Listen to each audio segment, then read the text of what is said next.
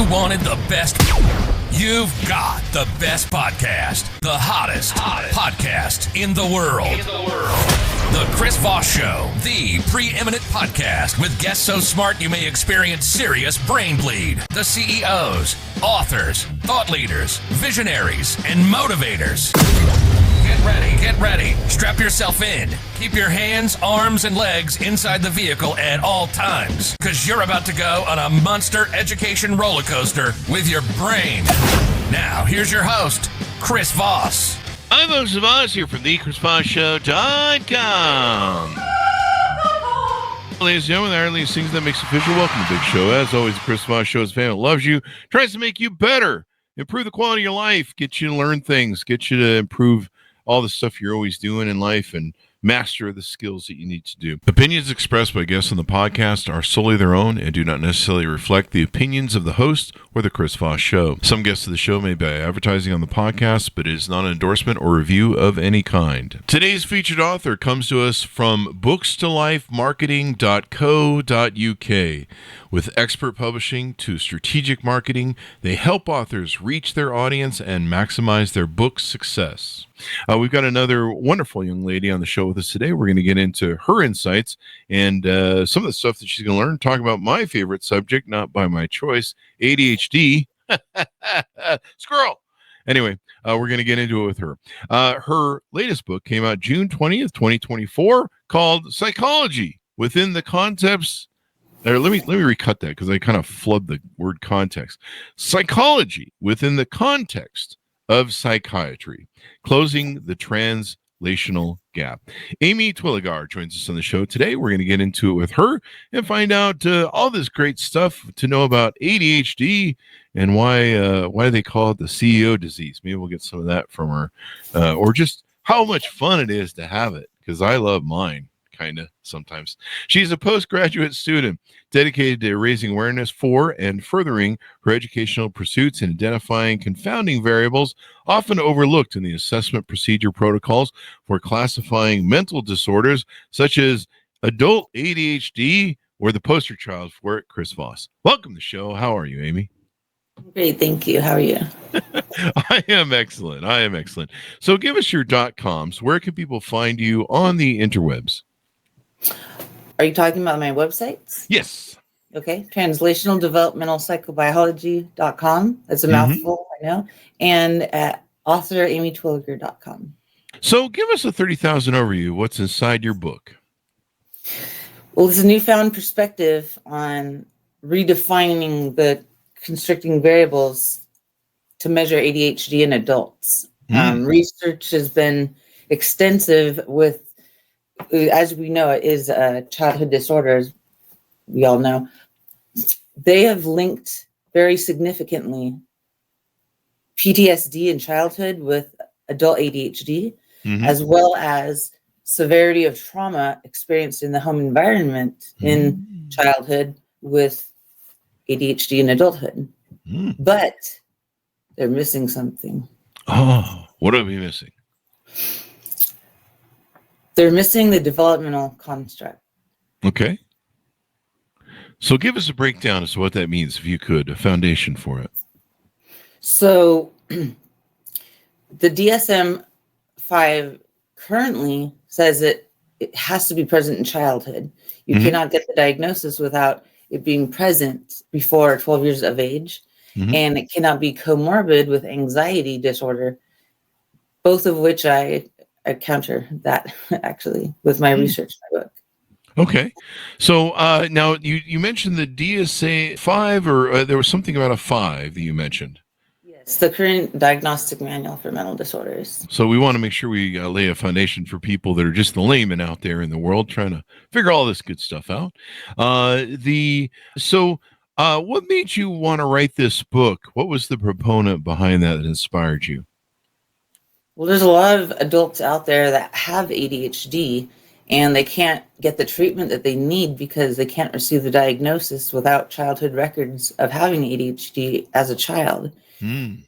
That is at the heart of what stemmed my inspiration to write this book, because if you look at the developmental constructs, if you have a abused child Mhm.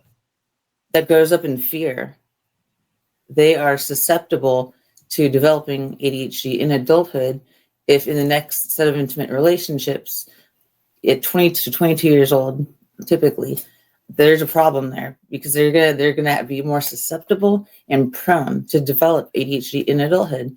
Mhm. And the diagnostic manual to diagnose ADHD in adulthood states that it must be present in childhood and that anxiety cannot be a comorbid condition.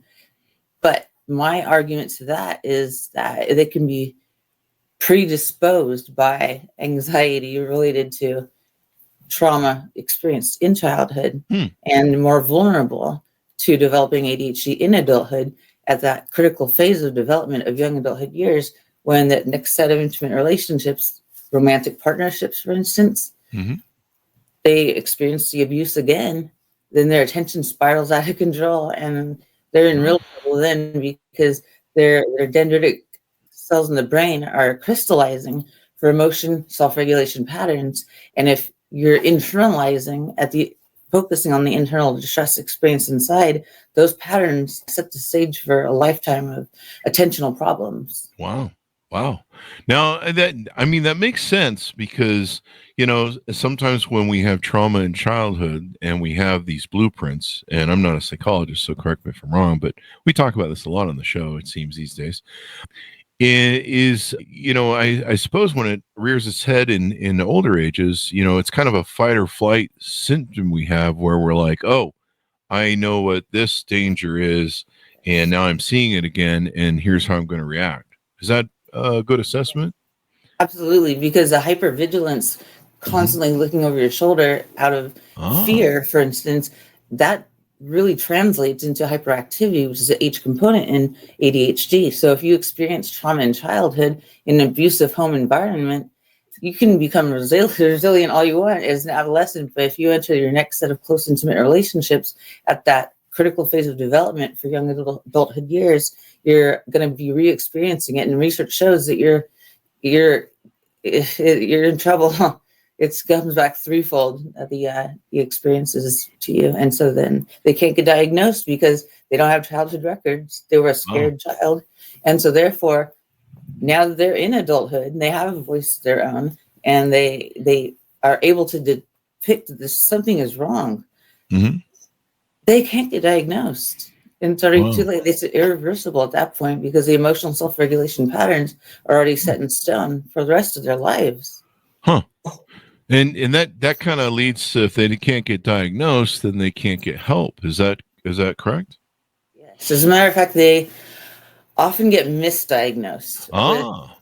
Depression. They get antidepressants, for instance. And when they say anxiety cannot be a comorbid condition, that's an interesting one because anxiety and depression are one and the same on a spectral level because it's hyper-arousal nervous system activity versus hypo-arousal nervous system activity. So it all has to do with emotion self-regulation. And there's only one neurobiological connection between the prefrontal cortex for higher order cognitive processing, such as problem-solving skills and reasoning abilities, and the limbic system, which ironically is aggression and fear-based. And so there's only so much attention that you can allocate in it's called the right frontal striatal cerebellar network in the brain, or right putamen is what they're called too.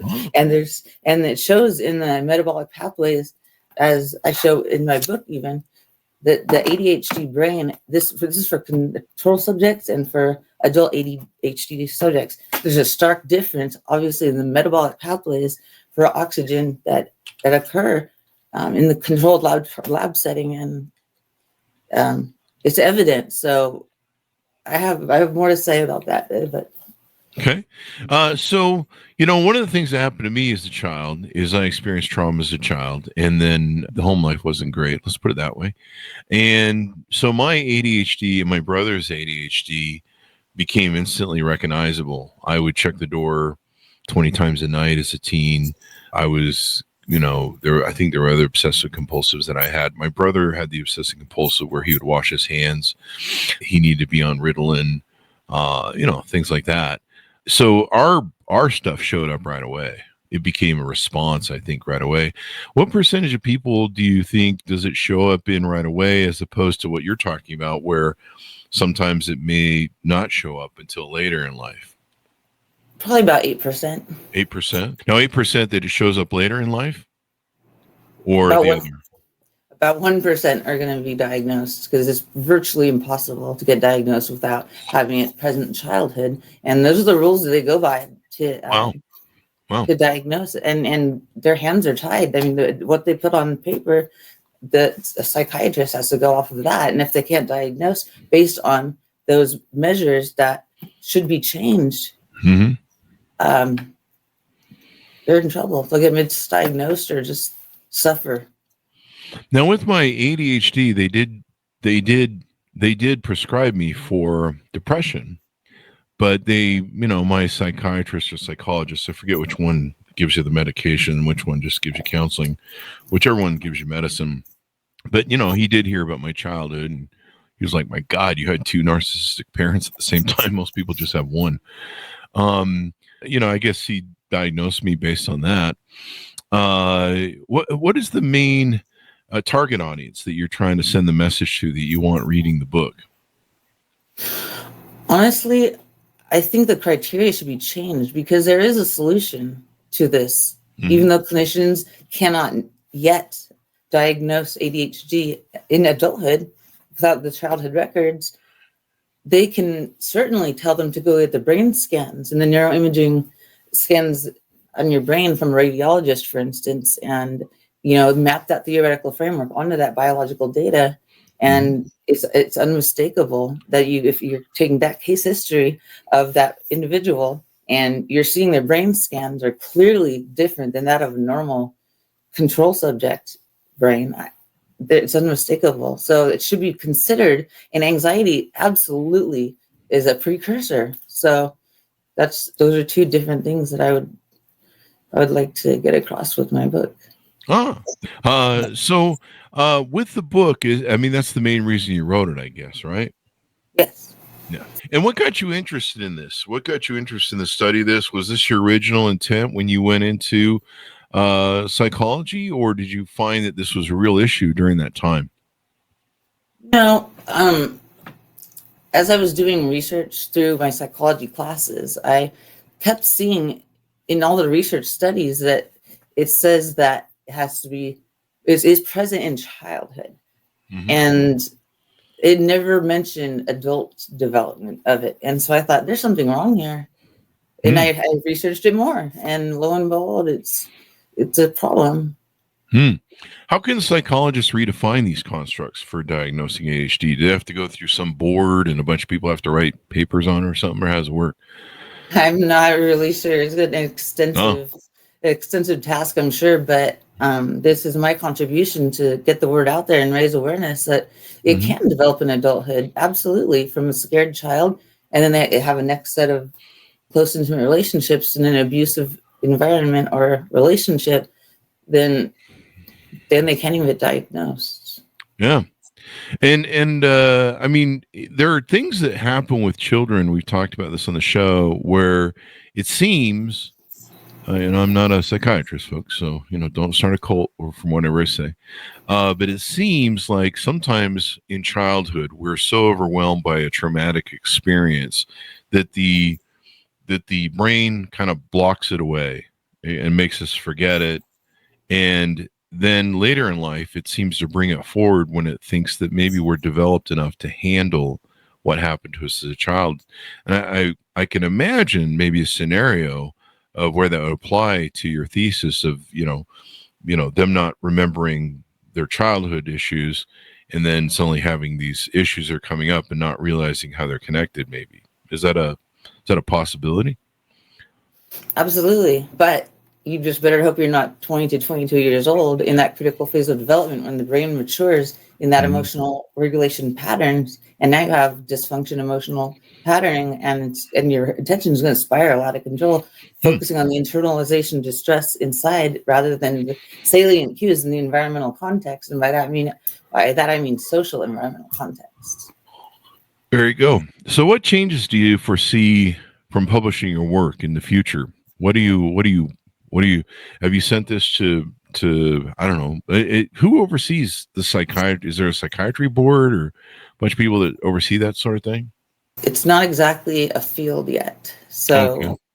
it's you're converging the two fields in a way that the medical and the clinical, I mean, it's going to be a tough one to get this.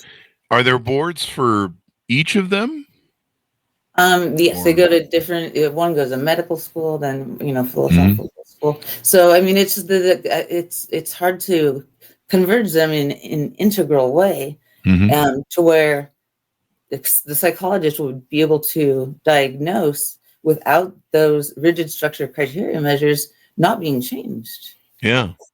Is there a way that you could get each of the individual boards to agree on this, or does it take a lot of work, or how does that go? I wish I knew. I wrote this book as, to help other people and get the ball rolling to say, hey, word should get out that this needs to at least just change a few things, to say, have psychologists get those neuroimaging brain scans. And then if you map that theoretical framework onto that biological data, is unmistakable. That's in the research too, as well. Mm-hmm. Now, do these brain scans, can you look at a person's brain, I guess, and determine that they have either trauma damage or they have ADHD? I imagine the frontal lobe cortex being overactive with high amount of activity on it. I'm no scientist, folks. It would be an indication of that, right? Maybe? Absolutely. On page 48 of my book, I even put it out there. So yeah, and then, yeah. I was when I had my ADHD, I was trying to figure out what was going on with me, and I remember reading I can't remember what it was, but it was a thing that talked about how basically the theory of what my issue was is I had an over abundance of activity in my frontal cortex. It's kind of why my front of my brain would hurt when I have my panic attacks. I thought I had brain cancer or something because it was just crazy. But yeah, so this is pretty interesting. We've talked about ADHD on the show, how it's kind of the CEO disease. A lot of CEOs tend to have it. And it actually kind of helps us be better entrepreneurs, which is kind of interesting. It's I thought mine was under control from old age, and then a year and a half ago I went in for testosterone treatment, and boy, it came back like something else. And I've been fighting with it ever since again. So I thought I finally got relief from it all my life. How do you believe this might implement a fundamental change in the industry, and how can it be achieved? I suppose we've kind of been talking there and kicking away that around. I think getting the word out, like with this book, for instance, is step number one. Yeah. What are the reactions that you've had of the book so far in the scientific or social communities? The reviews I've gotten are rave reviews from the feedback. So. Nobody disagrees with it, so it makes sense. Yeah, it definitely does. And so, give us an idea of how you were raised. What got you into psychology, wanting to study this stuff and get to know it? What was some of the influences you had? Well, my first interest was in my college years, actually. And after I started taking some psychology classes, I really, really enjoyed them, and I started seeing patterns that are like with dichotomous viewpoints, nominal labeling, such as saying it has to be present in childhood, or you do not ADHD, or you are or you're not, based on these rigid structure criteria measures. So when I started to notice that there was a lot of deconstructs that were not being addressed, it got me interested in really diving into seeing why. And I kept coming across all these literature articles that were saying that there's more research that needs to be conducted for the etiological significance, for instance, in order to deem an adult ADHD patient as actually having ADHD. And I just put it all together like a web, and I saw what was missing, and I want to make a difference. Do you suffer from ADHD? Was that one of the reasons you kind of had like a firsthand knowledge of it and stuff? I'm familiar with ADHD a little bit. I'm too familiar with it myself.